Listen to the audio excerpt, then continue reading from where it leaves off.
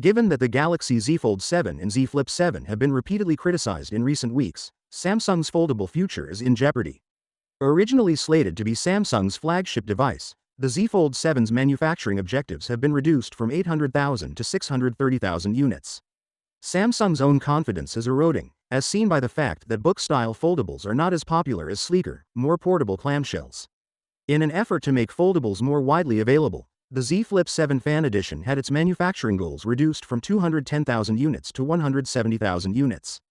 This seems Samsung does not anticipate a global sensation from its new foldables.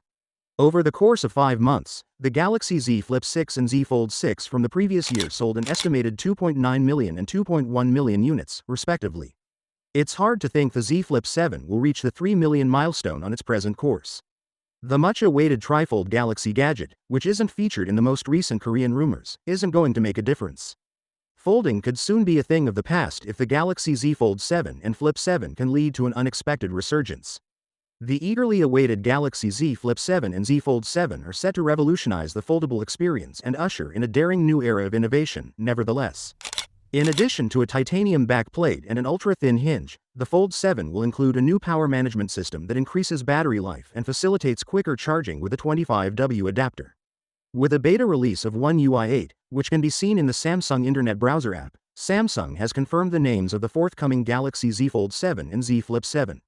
The listing only shows up when users are using One UI 8, which is limited to Galaxy S25 handsets and is currently in beta testing.